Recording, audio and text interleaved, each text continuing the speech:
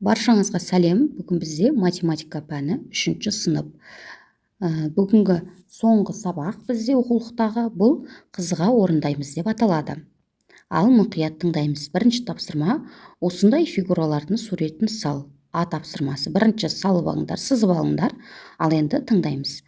1 мен 9 аралығындағы сандарды дөңгелекке 3 бұрыштың әр қабырғасындағы сандардың қосындысы 17-ге тең болатындай етіп орналастыр. Ескеретін жайт, бұлдар сандар қайталанбауы тиіс. Енді біз 1-ге 4-ті қосамыз, 5, 5-ке 9-ды қосамыз.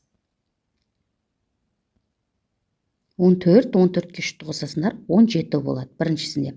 Енді 3-ке 7-ні қосамыз, 10, 10-ға 5-ті қосамыз, 15, 15-ке 2-ні қоссаңдар, 17 болады. 1-ге 6-ны қосасындар, 7, 7-ге 8-ті қосамыз, 15, 15-ке 2-ні қосамыз, 17.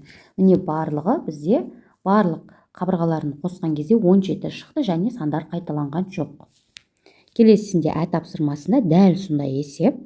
1 мен 9 аралығындағы сандарды дөңгелекке 3 бұрыштың әр қабырғасындағы сандардың қосындысы 20-ға тең болатындай етіп орналастыр. Бұл есепте де сандар қайталанбауы тиіс. 9-ға 2-ні қосамыз, 11, 11-ге 4-ті қосамыз, 15, 15-ге 5-ті қоссақ, 20. Келесінде 5-ге 6-ны қосамыз, 11, 11-ге 8-ті қосамыз, 19, 19-ға 1-ті қосамыз, 20. 9-ға 7-ні қосамыз, 16, 16-ға 3-ті қосамыз, 19, 19-ға 1-ті қосамыз, 20. Міне осылай орындау қажет. Екінші есеп: көбейтуге берілген пирамидаларды құрастыр және есепте. Мысалға 108, 6, 18, 2, 3, 6, 2, 1, 3, 2 деп тұр. Осылардың көбейтіндісінің барлығын қосқан кезде бізде 108 шығады. Келесінде де дәл солай 0, 4, 1, 5 деп аласыңдар. Бұл жерде 4 болады және 5-ті 4-ке көбейткен кезде 20 шығады. Міне осылай тапсырмалардың барлығын орындайсыңдар. Бұл жерде өздерің бірінші есепті шығарып алыңдар, содан кейін мен көрсеткен нұсқамен салыстырыңдар. 3-ші есеп ойлан деп аталады. А тапсырмасы: қалдырылған сандарды ата. Қай сан қалып кетті, мұқият қараймыз. 3, 5, 1 белгісі және 6 деп тұр. Бізде 3, 2, 6, 3, 2, 5, 4, 1, 2, 7, 2, 1 деп көрсетіледі. Өйткені бұл сандарды қосқан кезде бізде 10 шығуы қажет. Міне 6-ға 3-ті қостың, 9, 9-ға 1-ті қоссаңдар 10 болады. Енді мына жерде 2 ғой. 3-ке қай санды қостық? 5-ті қосамыз, 8. Демек мына жердегі жасыл бұл жерде 2 санына тең. 5-ке 1-ті қостық, 6. Мына жасыл 4 санына тең. 1-ге белгісіз санды қосқан кезде 10 шығу керек. Бізде 7 болады мұнда.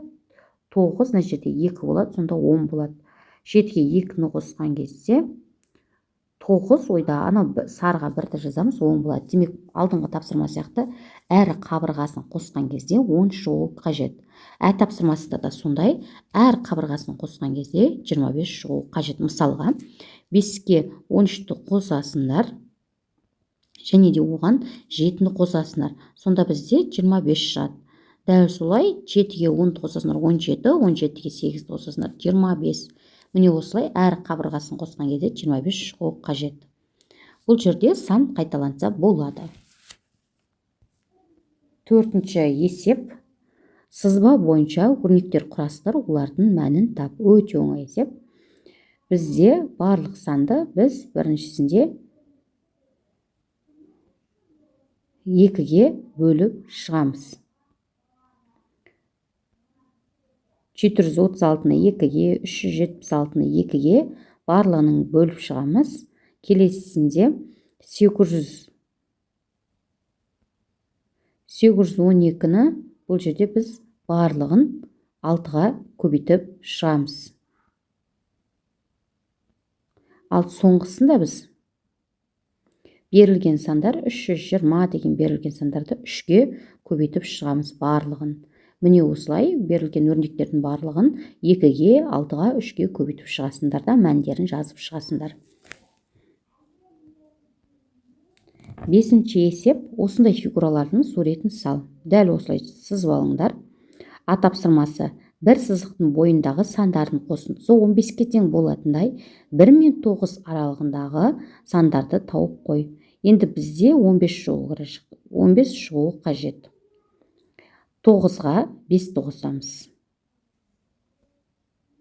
14, 9-ға 2-ні қосамыз. 11, 11-ге 7-ні қосамыз. 18, міне осылай ретмен тармақпен қосып шығасыңдар. Сендерде бұл жерде бір сызықпен ғана орындайсыңдар. Бір сызық қатарынан берілген. Бізде 9-ға 5-ті қосамыз. 14, 14-ке 1-ті қосамыз. 15, 9-ға 5-ті қосамыз. 4-ке 5-ті қосамыз. 9, 9-ға 6-ны қосамыз. 15. Сендер сызықты көрдіңдер ме? Сол сызықпен ғана орындайсыңдар. Келесінде де дәл солай 4 шығуы қажет. 13-тен бір сызықтың бойындағы сандардың қосындысы 13-ке тең болатындай 1 мен 9 аралығындағы сандарды қос. Мысалға 8-ге 4-ті қосамыз 12, оған 1-ті қосамыз 13, 9-ға 4-ті қосамыз 13, 2-ге 4-ті қосамыз 6, 6-ға 7-ні қосамыз 13. Міне осылай бір сызықтың бойындағы сандарды қосқан кезде 13 шығуы қажет.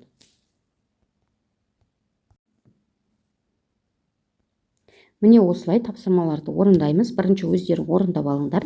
Содан кейін мен көрсетілген нұсқамен салыстырыңдар. Осымен бүгінгі сабағымыз аяқталды. Оқулықтағы тапсырмаларды аяқталды. Менің сабағым ұнап жатса, тіркеліп лайк басуды ұмытпаңдар. Алда демалыста сендерге қызықты тапсырмаларды есептеудің тиімді тәсілдерін үйрететін боламын. Келесі сабақта кездескенше сау болыңдар.